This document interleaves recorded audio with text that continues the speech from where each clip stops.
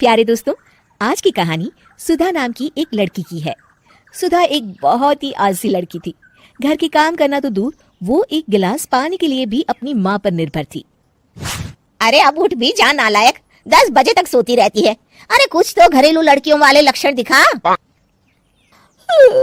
सोने दो ना माँ, क्यों परेशान कर रही हो? अरे भाग्यवान, क्यों मेरी बिटिया को तंग कर रही हो?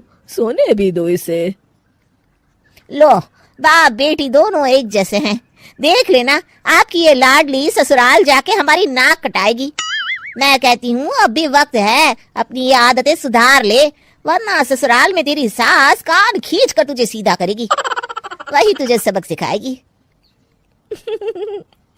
दुनिया में आज तक कोई ऐसी सास पैदा नहीं हुई माँ, जो सुधा चोपड़ा को सबक सिखा सके। लेकिन होनी को कुछ और ही मंजूर था। सुधा की शादी एक ऐसे घर में हो जाती है जहां उसकी सास एक रिटायर्ड पुलिस वाली थी। अब कहानी में मजा आएगा। हाँ माँ, यहाँ सब बहुत अच्छा है। मेरे ससुराल के लोग भी ना बहुत मिलनसार हैं। ठीक है माँ? मुझे नींद आ रही है, फोन रखती हूँ माँ। ठीक सुबह 5 बजे। अरे जल्दी उठो भाग्यवान, वरना कयामत आ जाएगी। हैं? अरे क्या हुआ? कौन सी कयामत आ जाएगी?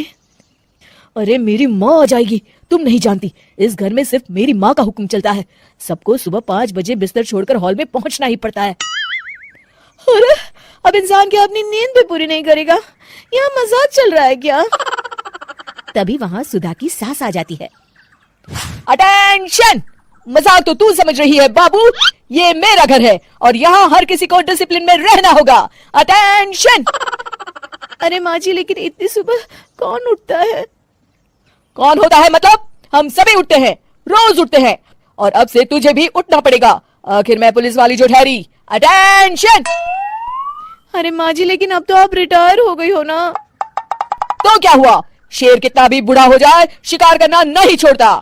उसी तरह हम पुलिस वाले रिटायर होने के बाद भी अपने अनुशासन में ही जीवन जीते हैं। चलो अब बेकार की बहस बंद करो और उठकर हॉल में चलो। अभी आधा घंटा तुम सबकी परेड चलेगी। अटेंशन! अरे मैं कोई परेड नहीं करने वाली। सुधा की सास अपनी बहू का ये बर्ताव देख झल्ला उठती है। गौर से देख, तू कहां और किसके सामने खड़ी है? यहाँ बात सिर्फ एक बार समझाई जाती है, बस। अटेंशन! इतना कहकर सुधा की सास चली जाती है। अपनी सास का ये रूप देखकर सुधा घबरा जाती है और जल्दी से उठकर बाहर चली जाती है।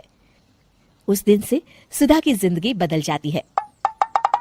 हाय, थक गई मैं तो। ये घर है या जेल?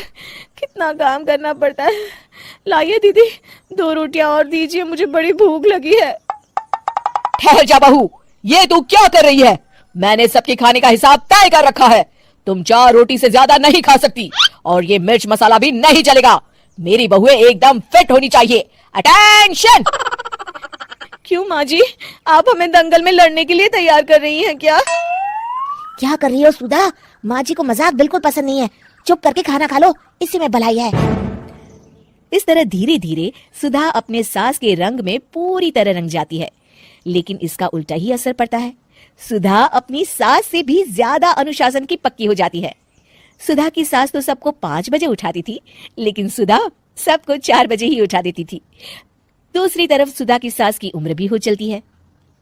माँ जी, आजकल आप सुबह उठने में बहुत आनाकानी करती हैं। मुझे ये सब बिल्कुल पसंद नहीं है। अरे बहू, मैं तेरे हाथ जोड़ती हूँ, भगवान के लिए अब मुझे छोड़ दे। इतने सवेरे उठना और कसरत करना अब मेरे बस की बात नहीं है। माँ जी, आप मैदान छोड़ के भाग रही हैं। आप तो पुलिस वाली हैं। अटेंशन! अरे अब कहाँ की पुलिस वाली, अब तो मैं रिटायर हो चुकी हूँ। बस बहुत हो गया। अब तुम सब जैसे चाहे वैसे जिंदगी जियो और मुझे भी जीने दो। अपनी सास को गिड़गिड़ाते देख सुधा मन ही मन मुस्कुराती है। इस तरह उस दिन के बाद से सुधा के ससुराल वाले एक सामान्य जीवन जीने लगते हैं।